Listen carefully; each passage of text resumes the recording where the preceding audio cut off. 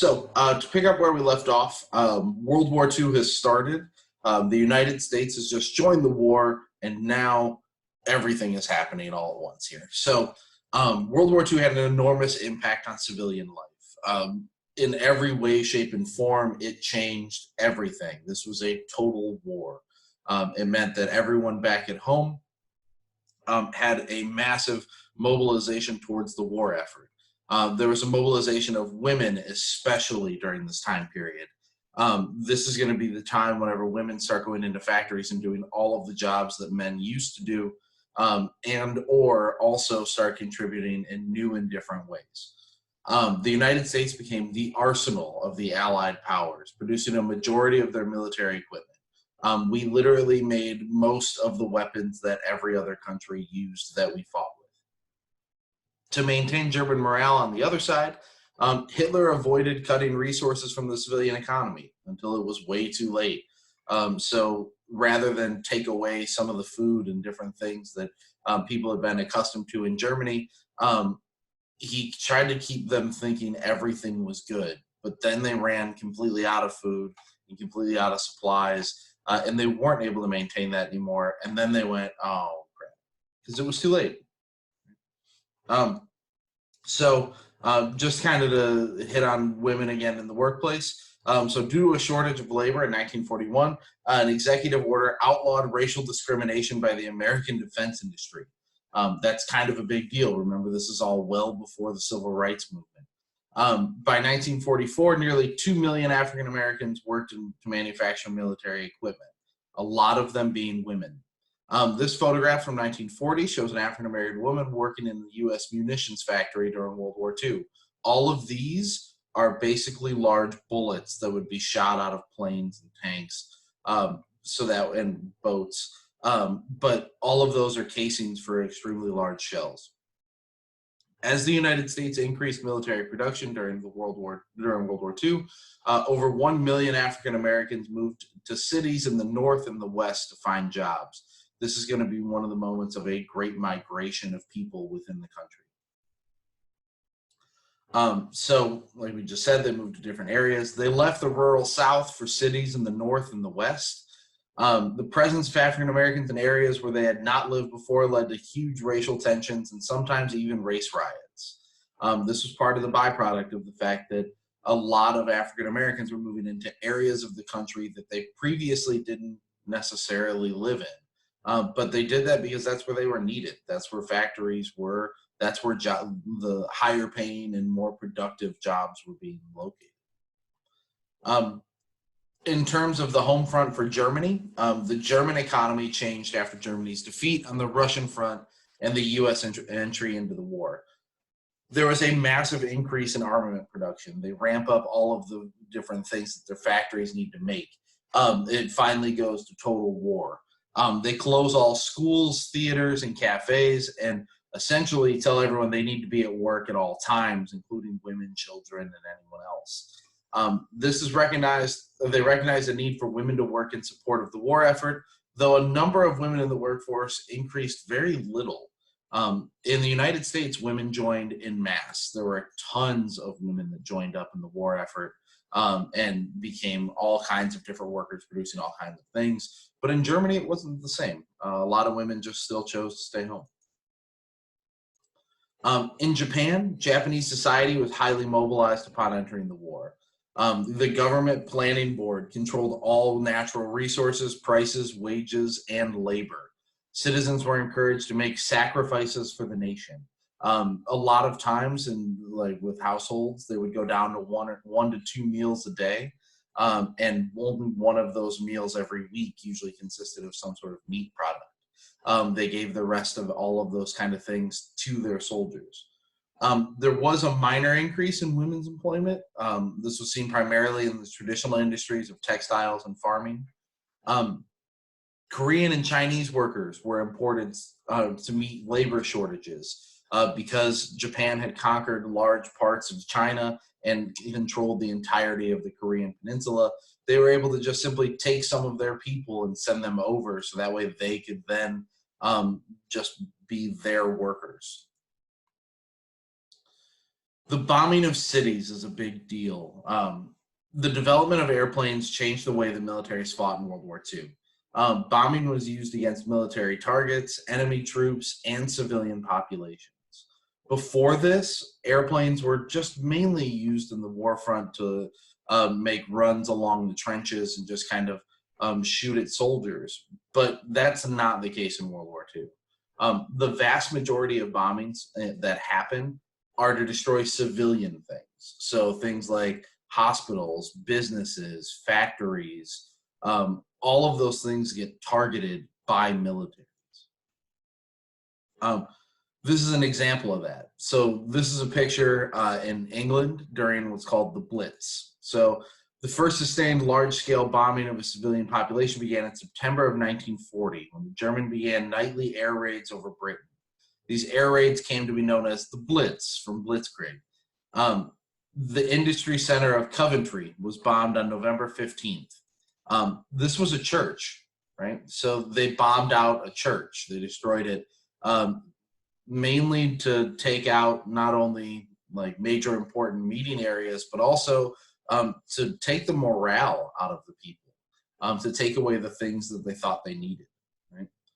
More than 400 German planes took part in the attack, and British anti-aircraft fire defended the city for the most part. However, the Blitz did level buildings in Britain. So this was the Coventry Cathedral. This is the only thing that's left is the outside walls. Everything in the top and in the middle all collapsed. Right? In addition to the cathedral, factories, houses, hotels, and hospitals were all destroyed. Hundreds of people were injured, and as many as 540 people were killed. This is an example of some of the planes that we were using to bomb. This is an American plane. It's the B-52. It's called the Super Fortress. This plane was so drastically bigger and more effective at bombing than anything else before it that it literally was like a flying fortress or a flying castle. This is Mount Fuji in the background as we prepared to go into Tokyo to carry out an air raid or a bombing on the place. So bombing continued for a long time. When it comes to the way the United States bombed Japan, there were a couple different ways, right? So the first one was long-range bombing by B-29s, where we essentially were extremely high up in the air. They dropped bombs, basically targeting the whole city in a general sense, and not really targeting where they were going. These were normally done during daytime, right? At night, though, we had low-level napalm firebombs. So that means is we literally went lower and we dropped bombs that exploded and then lit on fire. And they stayed on fire for hours. So we did this to destroy population areas. Fire bombings were used to a highly successful degree to take out all kinds of civilian things. And then there's the last type of bomb that we used, and that is the atomic bombs, right? So the first atomic bomb gets dropped on Hiroshima. 4.4 square miles get burned to literally to ash. Approximately 70,000 people were killed in the initial bomb. In Nagasaki, we dropped the second one, and about 40,000 people are killed. And we'll talk more about that at the end of the class. The air bombing in Japan resulted in all kinds of things after the atomic bombs were done.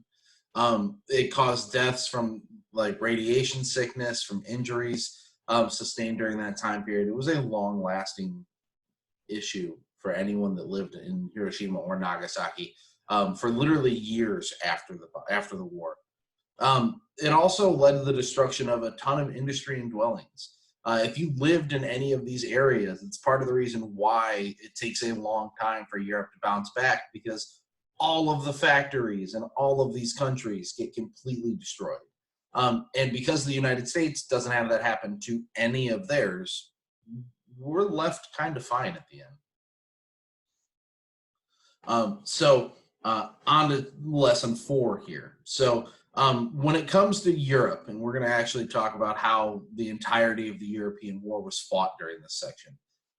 The eastern lands that were conquered by the Nazis were to be called the, quote, living space for German expansion. Heinrich Himmler, which is different than Hitler, He is essentially his right-hand man. He was in charge of the resettlement, moving Slavic people out and replacing them with Germans. So this is moving everybody that was on the side of like the eastern part next to the Soviet Union. And they were trying to just basically move all of the local people so that way more German people could move into that area. By the summer of 1944, 7 million Europeans were forced into labor in Germany, and 7 million more were forced to labor for the Nazis in their own countries. So 14 million people then have become forced laborers, which is essentially slaves without the benefit of being looked after. This is Himmler. He is going to be the guy in charge of all kinds of things within the German military as well. But he's also just all around not a good guy. So slave labor in Germany. Hitler saw the Slavs as racially inferior peoples who should be made to serve the German nation. Non-German European workers eventually made up about 20% of the labor force. They would pull large numbers of workers out of occupied countries to work in Germany. And any sort of disrupted industrial production that could have served Germany was when people got moved, right? So if this happened, that meant that if Germans got killed or if more men had to leave to go to the war, they would simply take people that they have captured and then move them all the way across from their own country into Germany so that way they could go be workers in Germany.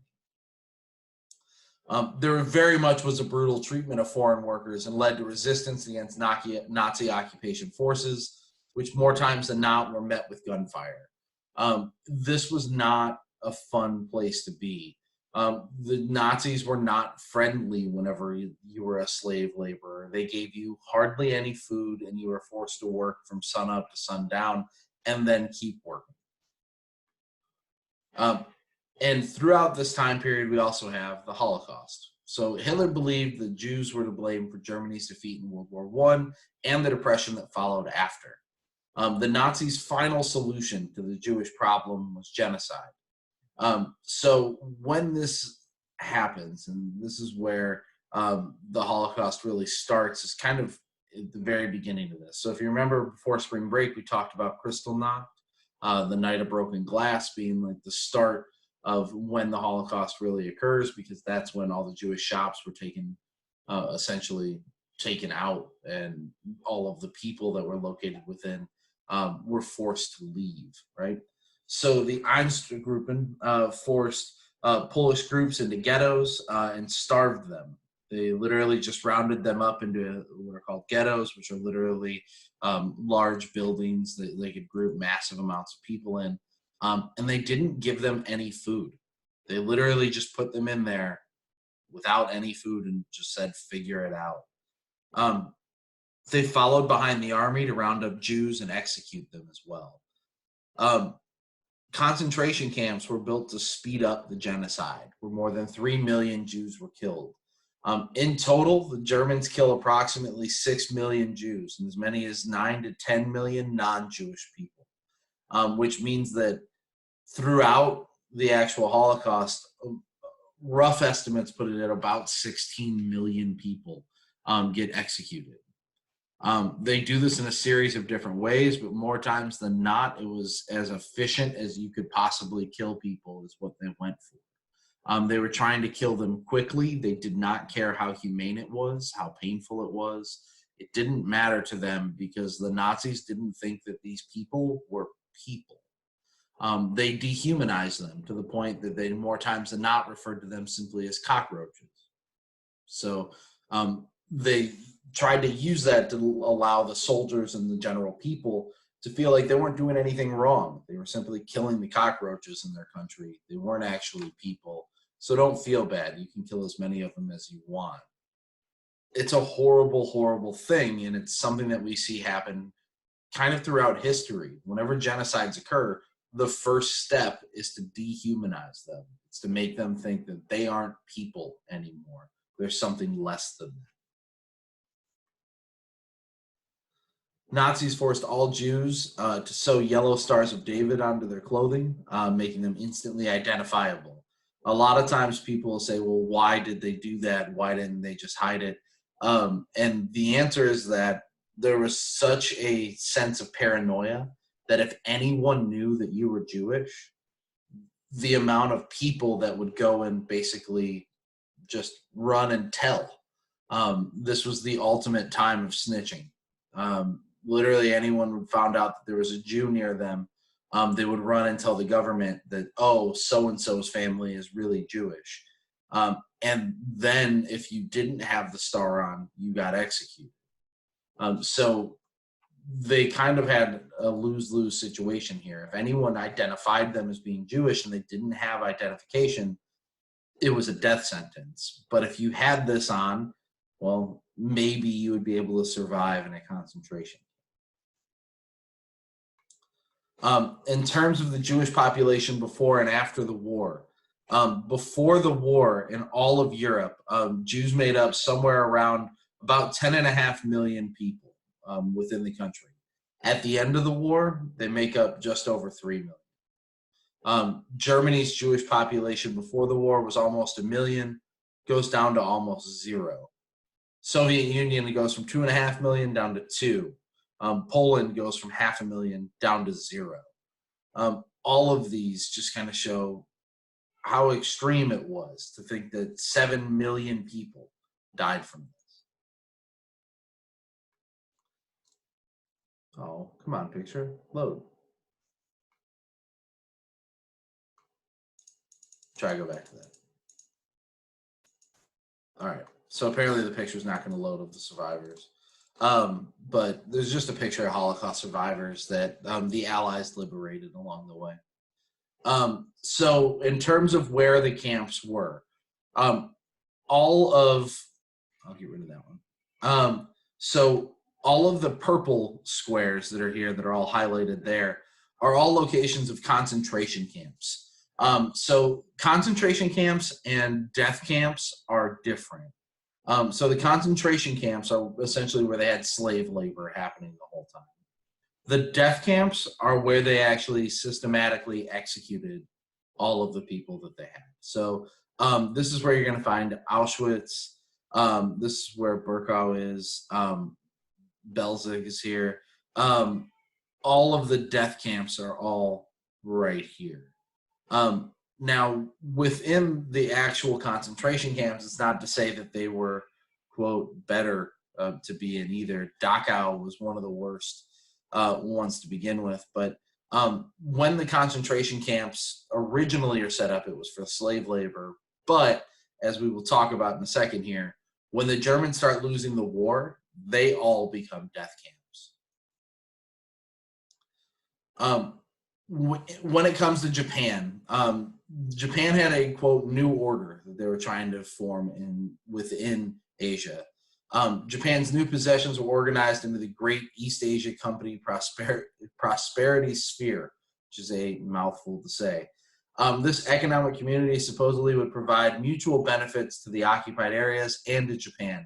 So remember that Japan had conquered almost a third of China at this point in time, along with a whole bunch of islands all around it, and all of Korea and Manchuria.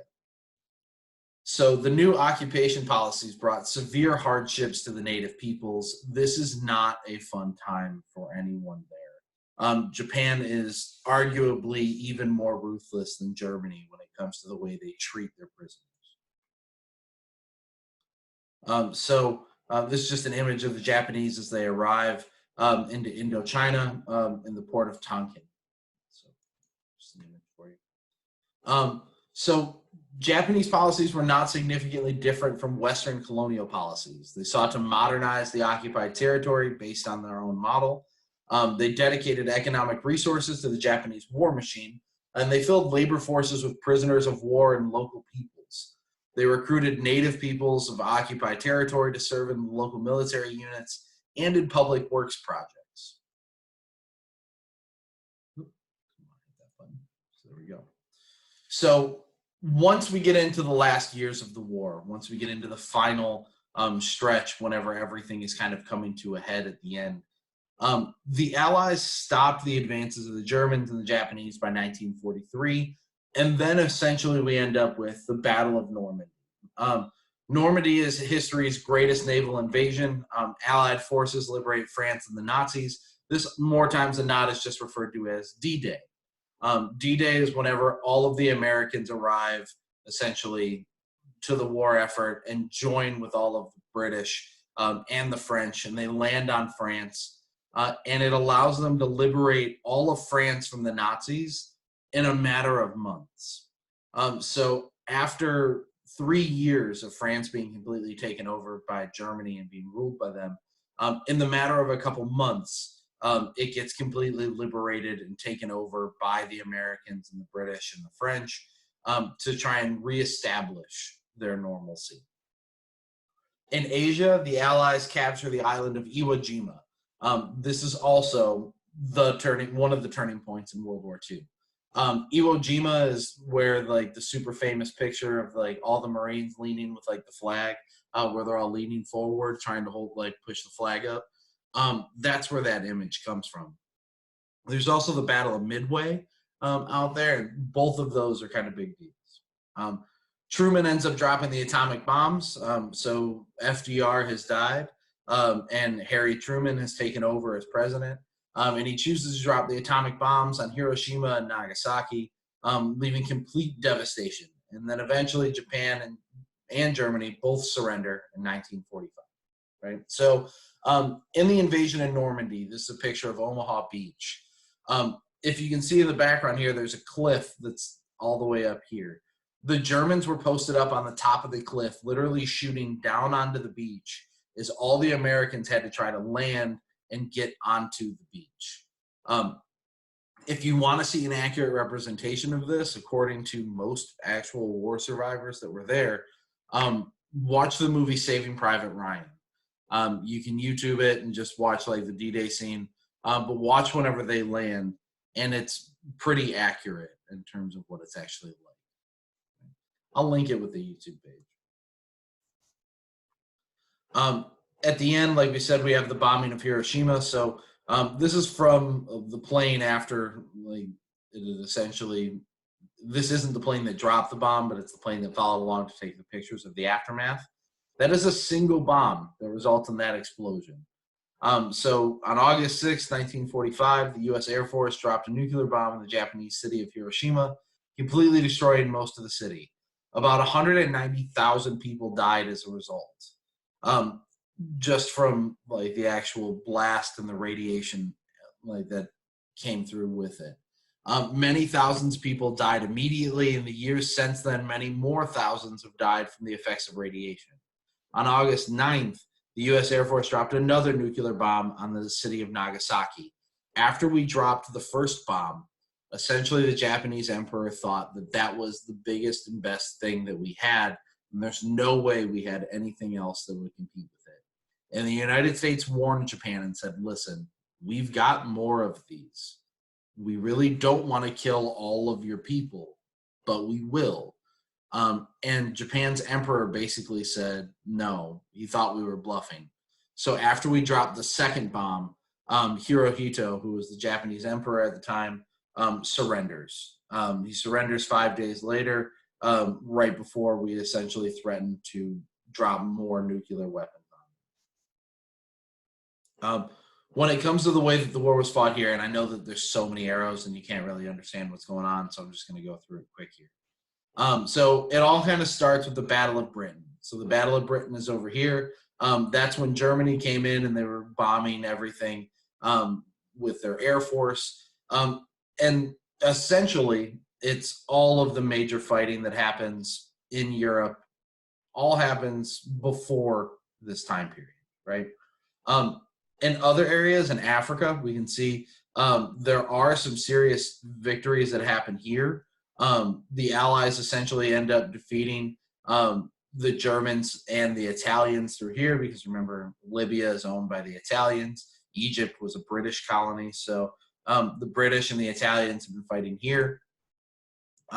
We fight through the bottom parts of Sicily and into Greece, and all these little things that don't have major battles are all still fights that are occurring, right? But the big one is Normandy. So June of 1944, we have the Battle of Normandy. Now, think about the date. So June of 1944, 9 months later, into May, is the end of the war, right? So May of 1945, we capture Berlin. We get all the way to that point. In less than a year, the Allies take over all of France. They liberate Belgium, the Netherlands. They take over Germany. Italy has been defeated. So coming from this direction, everything happens literally in 11 months, right? It goes from being completely run by the Germans to all of the Germans being kicked out in under a year. From the other direction, the Battle of Stalingrad is the turning point for the Soviet Union. So that happens in 1942 to 1943. Notice there, that's a long fight. It goes from August of 1942 all the way to February of 1943. More Russians would die in the Battle of Stalingrad than all of the Americans that died in World War I and II combined. When the Russians essentially finally win, when the Soviets defeat the Germans here, they turn this into a string of victories. And again, from February of 1943, within about 2 years, right, they're all the way back through Poland, and they also meet up here. Right now, something that you should keep in mind is that you see all the arrows going this way and all these arrows going this way, and they're going to end up meeting up right in the middle here, in the middle of Germany. When this occurs, the Allies essentially decide that they are going to split Germany, and they'll figure out what to do with it afterwards. Right? So when they liberate concentration camps, so this is what I said before, then they ever found the death camps and they were coming across the concentration camps. As Allied forces drive the Nazis out of occupied countries, they liberated the concentration camps, but camps that were liberated by the Soviet troops included Auschwitz and the Majdanek death camps. Camps liberated by the U.S. and British forces included Buchenwald and Bergen-Belsen. The soldiers who liberated the camps provided eyewitness accounts of the details of the Holocaust, and millions of Jews had died in the camps before the camps were liberated.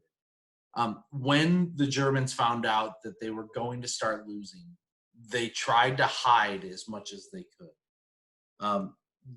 That means that they essentially tried to bury all the bodies, kill all the people, don't let them find anything. They didn't want this to be seen as what they were doing. There's a really good reason for that, and it's because they thought they were going to be found. They were going to all essentially be charged with war crimes, which is what ends up happening. Right? So the survivors of these camps literally were down to skin and bone. Right? So by 1944 to 45, like I said, they marched prisoners back to Germany. They tried to just hide as much as they could. And thousands of people died during these trips. On May 7th, the 80th Division of the U.S. Army liberated survivors of one of the biggest concentration camps located in Ebensee, Austria. And this photograph shows a group of the survivors. They were emaciated, which means they essentially were down to skin and bone. And not only from starvation, but also from scientific experiments. The prisoners were experimented on in horrible ways. They tried to see, for example, how long someone could survive in freezing conditions with no clothes. And the Nazis would literally time just to see how long you could survive as a person. And they almost made it a game with the way that they killed some of these people. On the Japanese side, I fast forwarded all the way to the end here so we can just talk about it. After Pearl Harbor happens, the United States essentially comes all the way through and very systematically, 1 year after another, just jumps from one island to the next, to the next, to the next, to the next, until we get all the way to the very end here, where we have Okinawa. that happens here. And after Okinawa and Iwo Jima, it becomes clear that the only thing left is literally Japan, right? So after we've taken over all of their other islands, and after the Soviet Union has helped in the north, and the British have helped retake over China, the only thing that's left is the actual big island of Japan. And then that's when we drop the atomic bombs, right? So here is a timeline of everything that happens.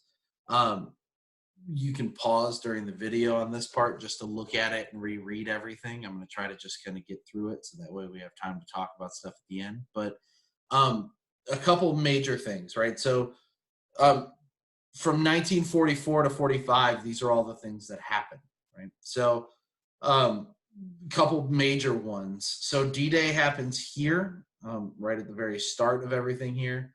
And it goes all the way through within till we get to the point of April 30th. On April 30th, Hitler commits suicide in his Berlin bunker. And then exactly two days later, the German troops in Italy all surrender. And it takes about a month, realistically. Well, no, not a month. Sorry. It takes about a week before everything is actually over and victory in Europe is decided. Once this has happened, once Hitler commits suicide, the German peoples are essentially defeated. They realize they're not going to win this war, that everything is over, and that it's all just said and done.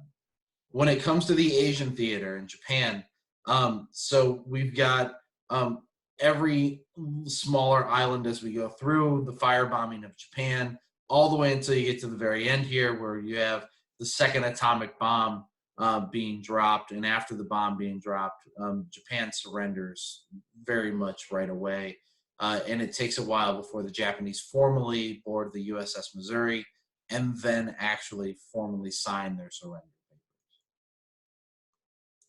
At the end of the war, there's the big three that started, essentially.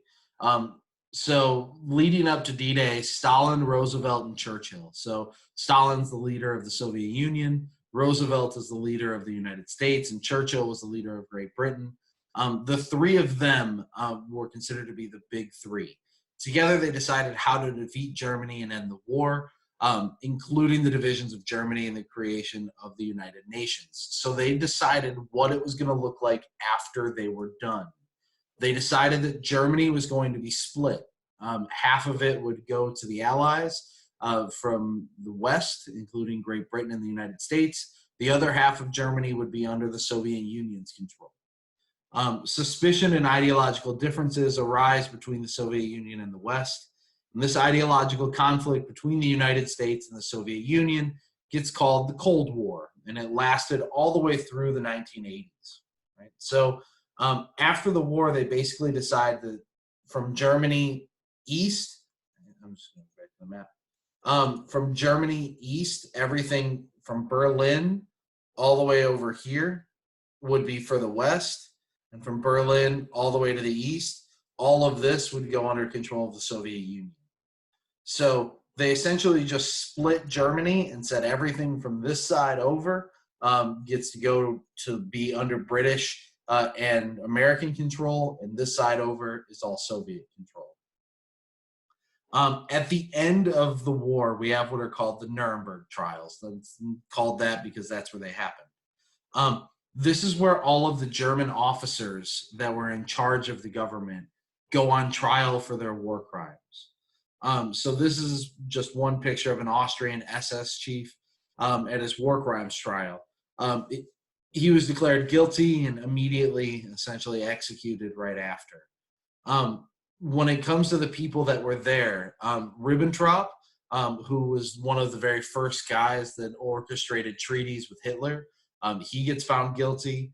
And a couple other big ones are all kind of listed along the way, but Alfred Rosenberg is another one that when this happens, this is a big deal because it's one of the first times that a country is held responsible for the actions that it does during the war, right? So because of the way they treated prisoners, because of the Holocaust, because of the way that they orchestrated themselves during the war, the rest of all of the countries come together and say, we're holding you accountable and we are doing a trial and you are going to be executed if you're found guilty. When the war ends, there are three big conferences that happen. The first one happens in Tehran, and they make their decision on the future of the war, final assault on Germany. That's before the war is over, right? Then at the end, after the European front has basically been decided, there's the conference at Yalta. And whenever they have this conference, they agree that the Soviet Union is going to help the United States fight against Japan. And they also create the United Nations. That's kind of a big deal. The United Nations was the idea that was supposed to happen with the League of Nations after World War I, but didn't quite happen, right? So the United Nations is formed during this point, and that's where every country in the world has a meeting point. Where they can send a representative and we can use that to avoid any future conflicts. And then there's the conference at Potsdam. When this happens, the Soviets reject free elections in Eastern Europe. They do agree to have the Nuremberg trials, but they essentially say, no, everyone is not going to be free. Everyone from Germany to us is going to be under our control. So these are just like the requirements to join against Japan. There's a couple things on here. You can read them if you would like, but I'm going to skip through them. The United Nations. So once it's actually founded at the end of the war, its main aim is to maintain international peace and security. It has a commitment to human rights and justice. It promotes social progress and well-being, and all in all, it is meant to be something that can be used to avoid future conflicts. They want to use the United Nations to stop another war from ever happening again, right? That's the goal of it. And that's actually the end. So with that being said, I'm going to stop the recording. I'm going to post this up. And then I can answer any questions you guys have now. So